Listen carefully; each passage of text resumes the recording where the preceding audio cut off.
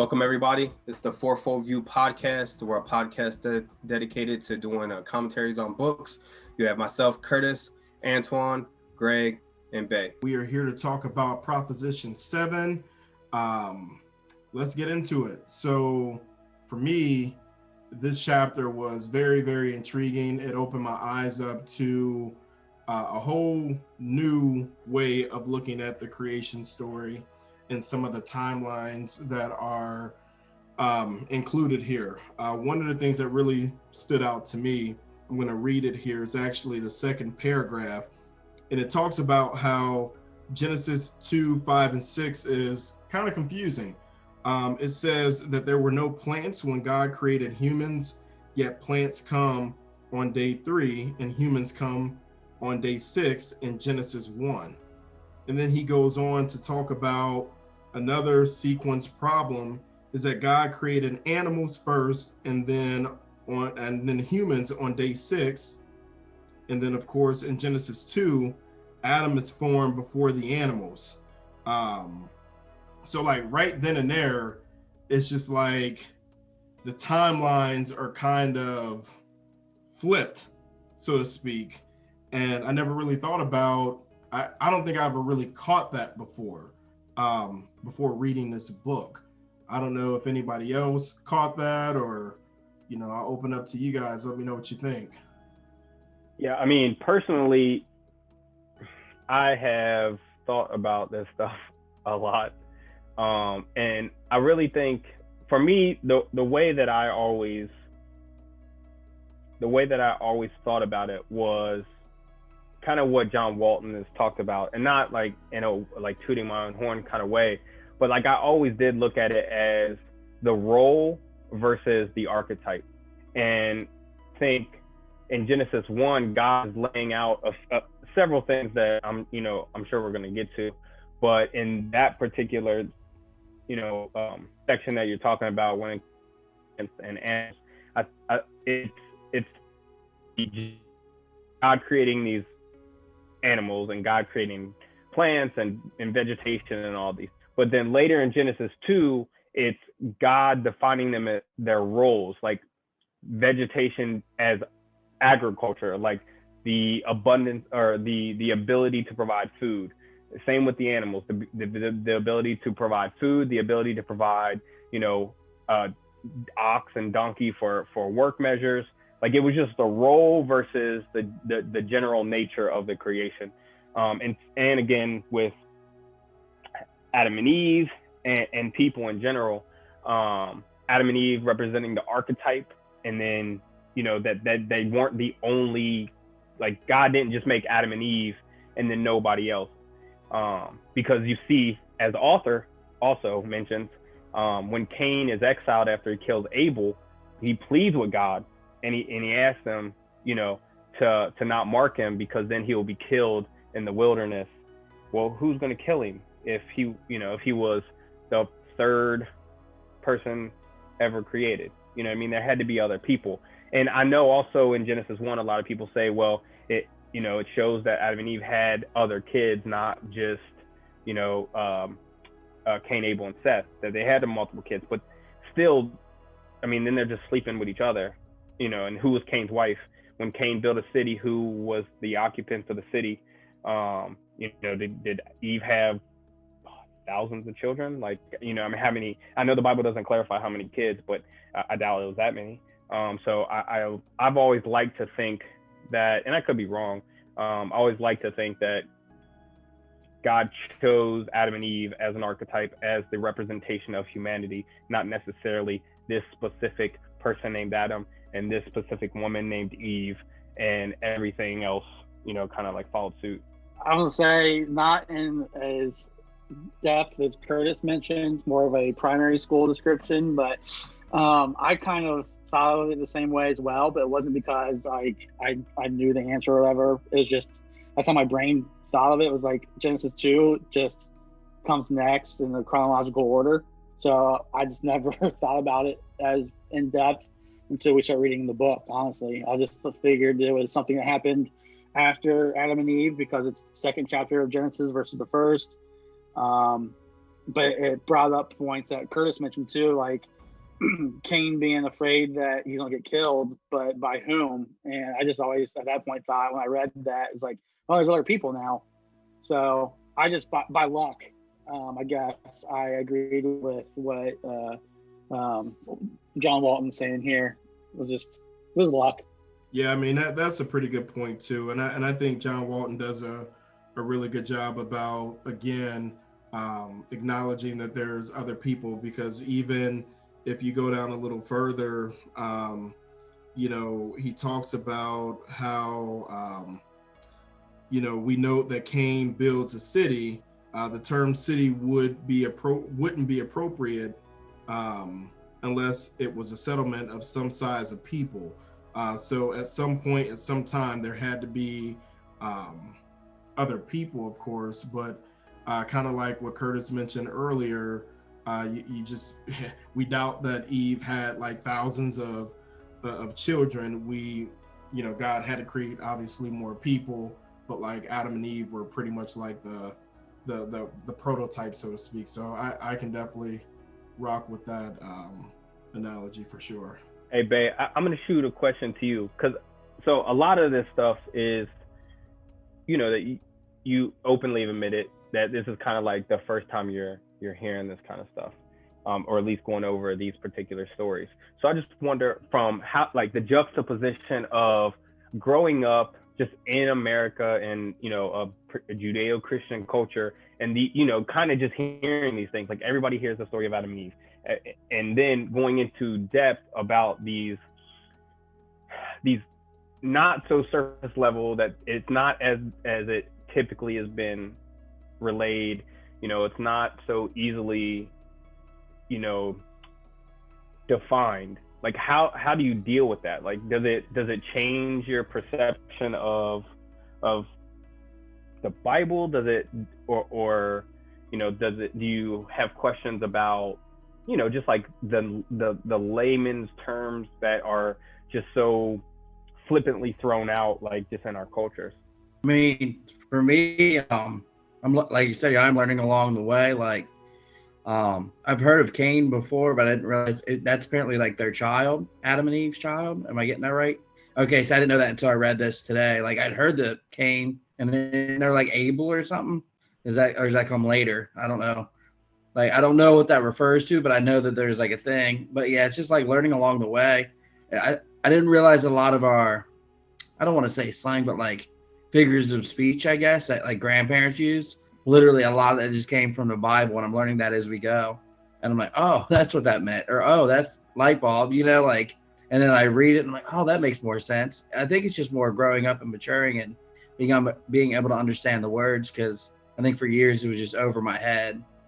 And it's more just the thou shall not and, the terminology a lot of times. So I think John Walton is definitely putting it in a way that I can understand it better. But I do feel like as we're getting further in the book, I'm going to need to brush up on my Bible studies more, because like, I wish I would have not read this almost last minute, this chapter. I wish I would have had like read it a week in advance, because I wanted to go refer to the Bible and kind of, so I could bring more to the discussion today. So I feel like that's at the point of this book that I'm getting at. I don't know if that answers your question at all, but yeah, I mean, it definitely does.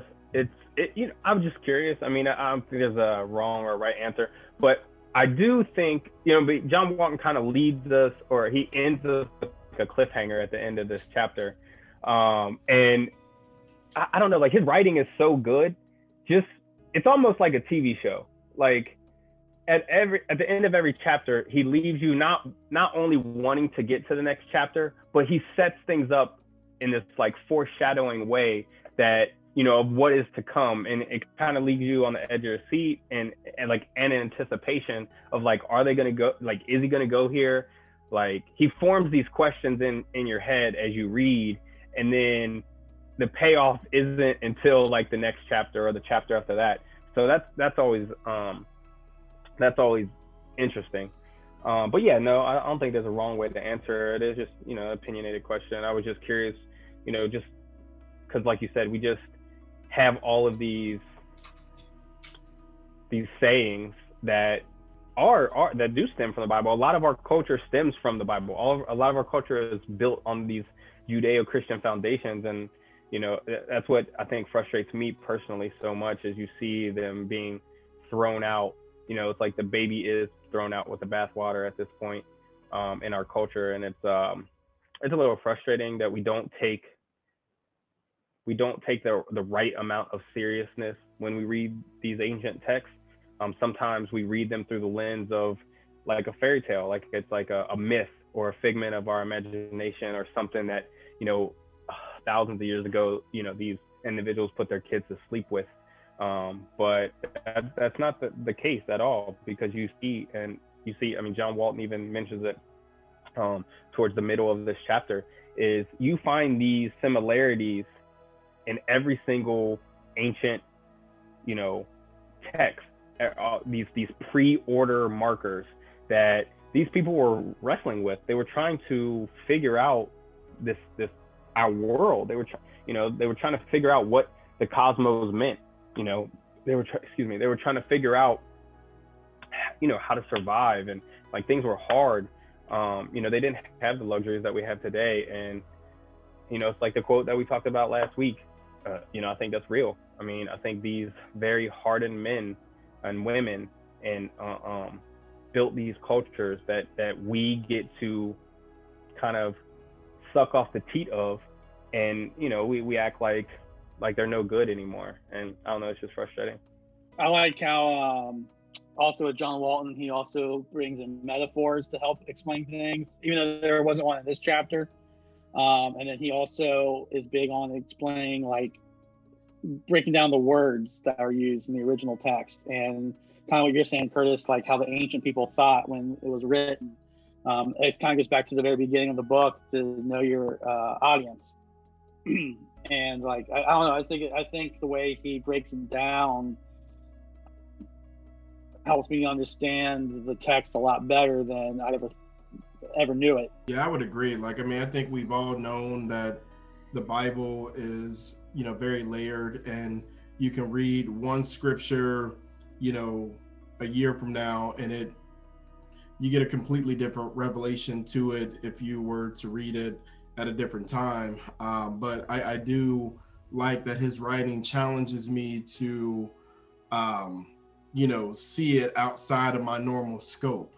I don't know, maybe my brain just functions a little bit different, but like a lot of the things that he's brought up, it's just like challenged my brain to like reprogram and see it from a different lens outside of what I would normally read and take from the text. So it's been pretty good to just kind of have that eye-opening experience. And like you said, Greg, like the metaphors and the breakdown of each of these, you know, chapters within Genesis, it's just been, I mean, even a creation story all in itself. It's just like, I was kind of curious going into this, like I don't know how we're going to discuss so much in Genesis, but there's like so much to unpack.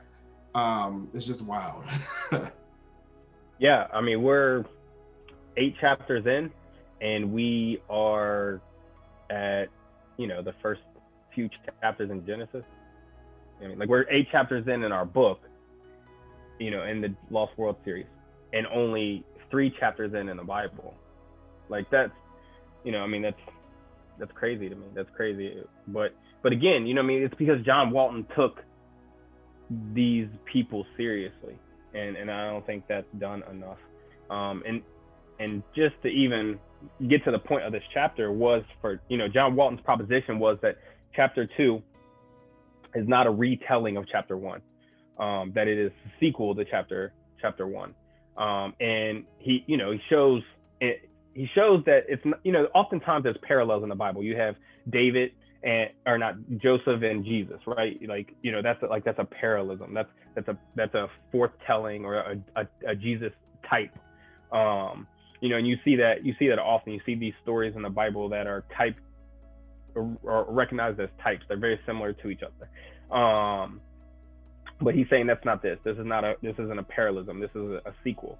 And at the end of the chapter, he lays out these bullet points to kind of just show you the juxtaposition between 1 and 2. And, you know, he has Genesis Genesis 1, it recounts the creation of all humanity, and not just like a single couple. That Adam and Eve, the title Adam and Eve is just that. It is a title to build an archetype for humanity to look at. And then he goes and he says Genesis does not report the scientific idiosyncrasies of creation, just that it was an act of God. Like he doesn't go into the details of like the scientific method and how neurons and electrons are formed. No, he's just saying it's an act of God, and that's all that is relative to humanity. And then he hits a couple other ones. Genesis does not report, or no, that's one I just said. Genesis 1 is the story of non-order in the cosmos, and Genesis 2 is the story of non-order in the terrestrial realm. And then the last one that I have is Genesis 1 sets up the cosmos as sacred, and Genesis 2 sets up the center of the sacred space for humanity being the garden. And my question to you guys is, like, what is a garden? Like, what does the garden represent to you? For me, the garden represents let's see. I'm trying to think how, like, to me, I think of it like in this context, it's a place of. We lost Greg. Antoine, were you about to jump in? Yeah, I mean, for me, that's a good question. So, like, the garden represents, like, obviously the beginning, right?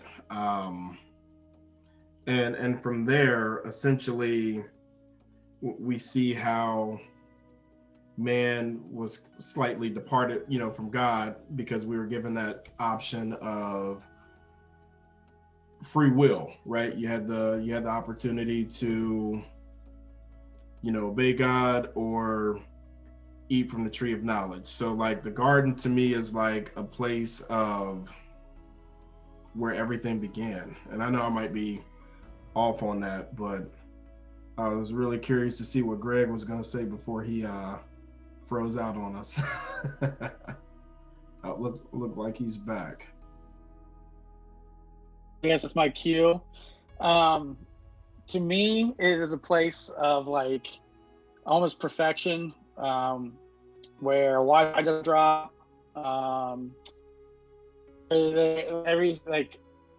Everything good, right? Like the way it's meant to be. Paradise is what I was getting ready to say. The garden is a place where you can be at peace. There's no hurting, no sorrow. I don't know. That's the way I picture it. I think I compare it to, like, the Garden of Eden. Like I said, in this context, the biblical context, where it's just the way the world should be, I guess.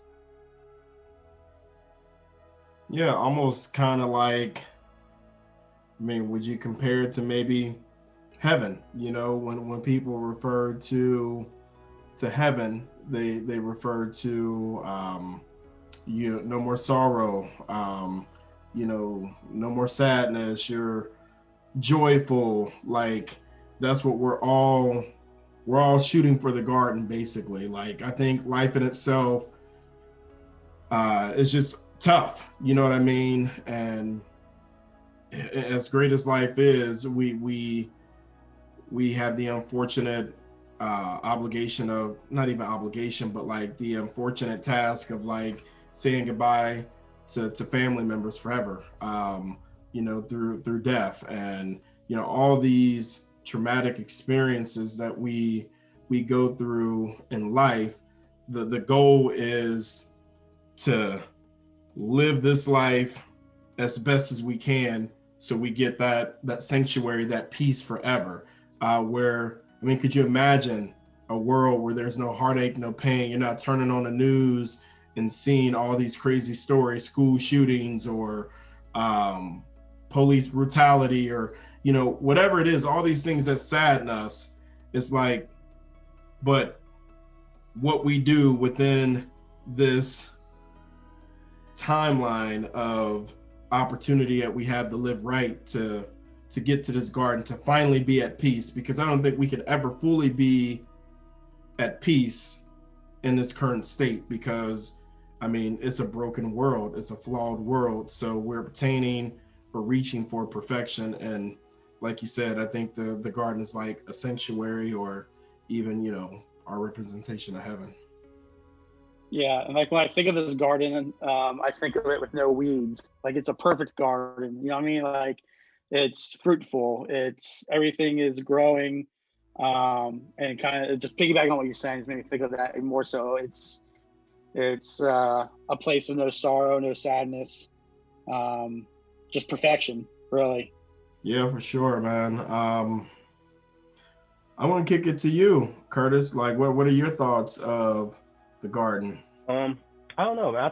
I've thought about it a long time, and I try to think about,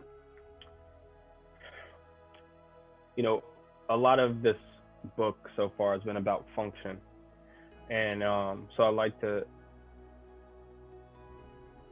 put the garden in the context of that. And it's like, what is the function of a garden? It sustains life. You know, there's walls to not only keep things out, but it keeps things in. And, you know, and that's pretty important when you think about the roles that we have in our life. You know, we build these circles, we build our own gardens. You know, we build our own, our lives is the representation of that garden. And, you know, how do you tend to your life? How do you, like you said, Greg, you keep the weeds out? Well, what does that mean? How does one keep the weeds out of their lives? Does that mean, you know, for some people, do you just sweep them under the rug? You know, do you sweep a lot of issues under the rug? And how does that work out for you? Because for me, if you're going to keep the weeds out, that means you have to address all the weeds in your life, and that can be difficult. And then there's a level of malevolence that exists, i.e. the serpent. But I think that those situations that rise up in our life, that adversity, you know, we talk about that a lot, Twan. I think that's what makes our choices, that's what helps manifest our choices in who we're going to become. And for Adam and Eve, you know, they failed a lot of those tests. They failed the test. Humanity fails the test often. But, you know, I think that's, you know, also the role of Christ. You know, we have the opportunity to choose. We have free will to address those weeds or to not address those weeds, to keep things out or to let things in, or vice versa. And, you know, like what kind of garden are you going to manifest in your life? And those are things that I think about regularly, daily. And every choice that I make, you know, how does this, you know, is this choice cutting away some weeds? Is this choice going to be fruitful and life sustaining? Am I going to water the right food? So yeah, I mean, for me, the garden is our lives. It's the choices that we make. It's the adversity that we deal with. And it's the role in which we choose God or not. Yeah, man, I think that was, sorry, Greg. That's okay.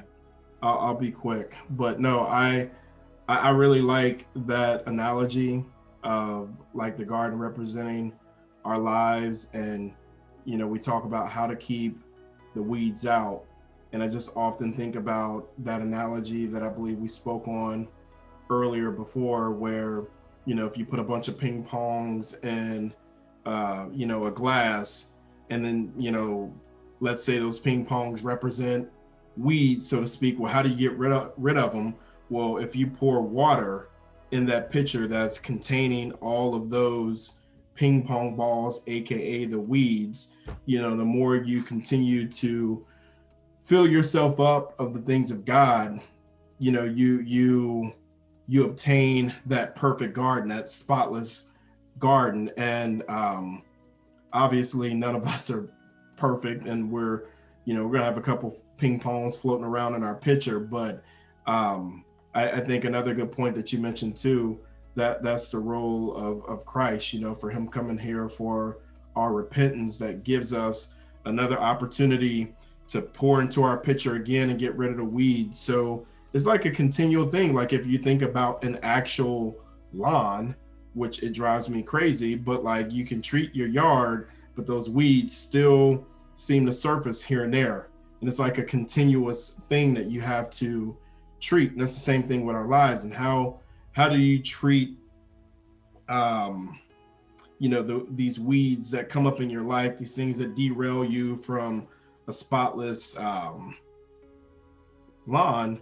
You stay plugged in. You do things like what we're doing here now. You're sharpening iron. You're getting plugged into the things of God to try to just continue to help you, with this uphill battle that we're all faced with. So yeah, it's just my take. Yeah, so I thought you were going to steal what I was going to say, and I was like, oh man. But I was thinking, like what Curtis was saying with the garden, like a garden also has like typically you have like a wall or something to keep things in and out. With continuing with that metaphor, if you will, like I was thinking, what of like Christ is your gardener, and he comes in, you allow him into your walls, into the garden, and help you with the weeds because you can't do it yourself. That's what I wanted to say, and I was hoping Antoine would not say it. So that's what I was thinking is kind of what you're saying, Antoine, but I kind of use just a different metaphor. But he's your gardener and help me out. Like, hey, help me with these weeds and help me clean this garden up, and I'm gonna rely on you, and I'm gonna allow you into my garden, if you will, into the walls. So Jesus is like True Green, call him up, treat my yard, clean me up. I get messed up again. Hey, I'm calling him again. But no, sticking with that analogy, I mean, how much better would our yards be if we just stayed with the subscription of True Green to keep coming out? Like we get cheap, we get, lazy. Oh, I can do it myself. And then you don't really do it. And then you see those weeds form up again. But if you just stay connected to a source that's always going to be reliable to come out and treat your yard, AKA Jesus, then, those are the people you see with the perfect yards. And everybody else is kind of like me, where it looks good some days and other days, not so much. So, I mean, truthfully for me, I think this would be a good stopping point, unless anybody else has anything else. I have one thing. Yeah, just to wrap up the chapter, I did have something highlighted, and Curtis hit on it in the bullet points. But he also says in the paragraph before the bullet points, it's just that John Walton says that in Genesis 1:2, an enchoked cosmos is described, whereas an enchoked earth is described in Genesis 2:5-6, which is another reason to locate Genesis 2 chronologically after the 7 days rather than in day 6. So I see it as like what we were saying at the beginning, that we see this as a sequel. Also, I don't know if I'm saying it right. I had to look it up what enchoke even means. Just for you guys, if you don't know what it means, it is an adjective for just begun or not fully formed or developed. So that added more meaning to that, which I already highlighted because I thought it made sense. But once I realized what that word meant, it's like, okay. It's Genesis 1 is the cosmos, and then Genesis 2, we're getting into the terrestrial side. That's all I wanted to say. No, that was good, Greg. Thank you. Really, the last thing I'll say, and then I'll end it unless anybody has anything else. Kind of go back to what Brian mentioned earlier about how he feels like he may need to go back and reread, the Bible to kind of compare what is being spoken in this book and how it compares to, the Word of God. I personally, man, feel like I could benefit from that too. Just kind of getting bits and pieces of it and certain scriptures of what we're kind of honing in on the book. I think it would be really cool to kind of go back and read some of these chapters as we go in the Bible to really just get a better full perspective of how he's breaking this down. Because I've read Genesis, the whole book, several times, but not through this lens. So I think it would be pretty beneficial to do that for myself as well. So yeah, really, if nobody else has anything, like I always say, please like, subscribe, share our podcast. We'd love for you to comment and get plugged in the conversation as well. That's it for tonight. So thank you all for joining the podcast, and we look forward to going over Proposition 8 here next week. Take care. God bless.